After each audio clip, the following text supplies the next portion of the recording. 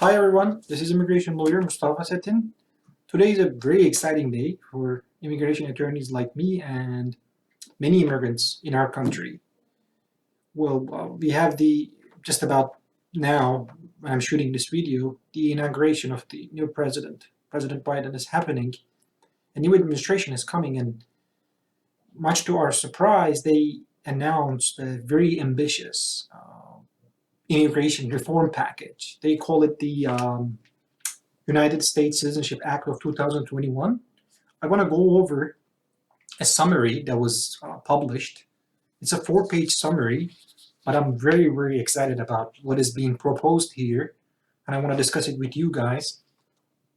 It might not be possible that they can completely achieve whatever they're proposing in this summary, but again, it's very ambitious and it's bound to create political fights in the process. There is the talk of uh, even though the Democratic Party has the majority in the Senate now, there's a possibility of a filibuster. My understanding is basically it's the Republican parties uh, practically blocking any legislation from passing through, you know, occupying the Senate floor with an ongoing debate. With that, that might be, uh, my understanding is again the administration will need at least 60 votes out of the Senate to be able to block a measure like that, a filibuster. But again, let's jump into this. Let's dive in because again, it's very ambitious. First, it's talking about a citizenship roadmap to undocumented individuals. Again, the criteria is everyone who is physically present before January 1, 2021 in the United States. Again, this is this year, beginning of this year, January 1, 2021, will be entitled to apply for a temporary legal status, some sort of like a transitional immigration status.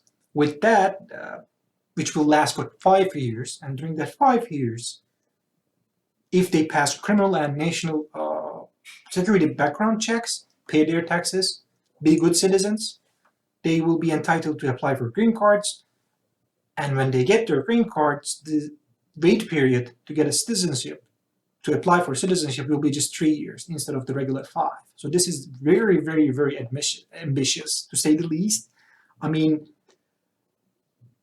setting the date to go back from as January 1, 2021, I think it's extremely ambitious, and I might even go ahead and interpret this as an immigration amnesty, if I may. And I'm not sure if this is going to be possible, but again, it's very ambitious, and it could be huge for a lot of people in the United States who are waiting to get status and to get a shot at citizenship and at life here. And there's some more details, but I don't want to get into specifics because there are other stuff I want to cover. Again, this is very exciting, but again, another topic is families. The summary says keeping families together, and it's talking about eliminating wait times for family-based petitions, the country caps, increasing the country caps, and this is huge. Eliminating the so-called 3 and 10 year unlawful presence bars, which is an incredible burden on the ability of people to be able to adjust based on family petitions. The only exception is immediate category, which is United States citizenship, immediate relative. But this is going to be huge if this passes in like this in this bill. It could be very big, and it's providing a temporary basis for those who are waiting for green cards to come to the United States, which is amazing to say the least. And that's what people are interested to be able to spend that time, the waiting time here. And again, very ambitious to say the least.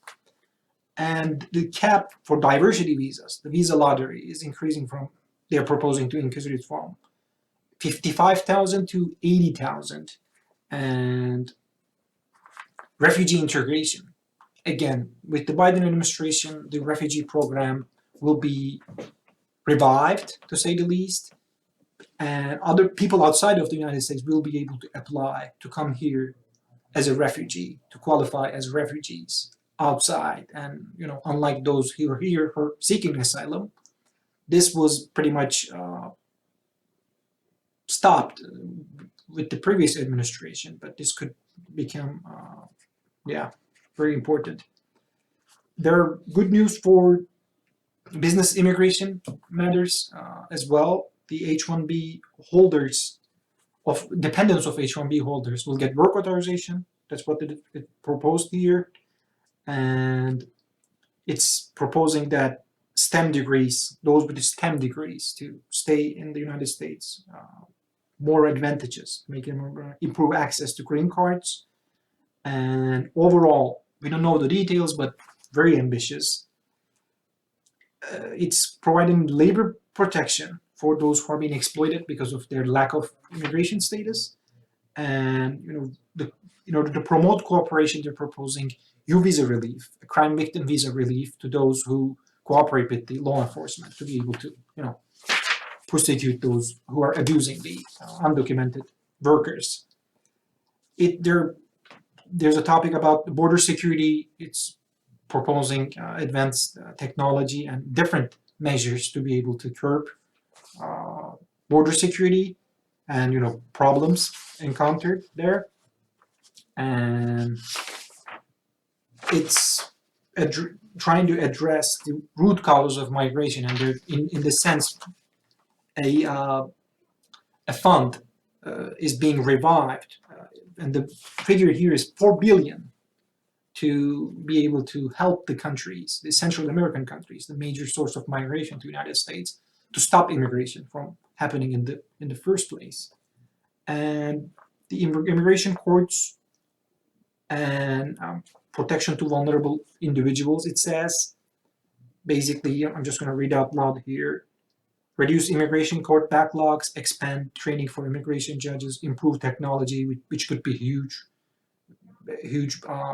improvement in order to reduce the backlog, the amount of cases waiting, and funding authorized for legal orientation programs, counsel for children, and most importantly, it's talking about something that's been very crucial, that's been missing in that sense, that providing judges and adjudicators with discretion to review cases and grant relief to deserving individuals. Unfortunately, this has not been the position of the previous administration. So whenever we were at court arguing for a specific type of relief, immigration judges' hands were tied because of the restrictions in place. This is very important. Another very important topic: supporting asylum seekers and other vulnerable populations. The bill is proposing to eliminate 1 year deadline for filing for asylum, which is huge, to say the least. Provides funding to reduce asylum application backlogs. We don't know what they have in mind specifically, but very important. Increasing protection for U visas, T visas, WAWA applicants by raising the cap on U visas specifically from 10,000 to 30,000, which is very important because a lot of U visa applications are pending and the wait time is unbelievably long. It's about 5 years. This is what I wanted to share. Again, very exciting times, very exciting news. We'll see together how it's going to unfold. But if you like, you can subscribe to our channel to get up to date information about this, because I will be following this very closely, because this is very important for us and those we represent. But thank you for listening. Have a good one.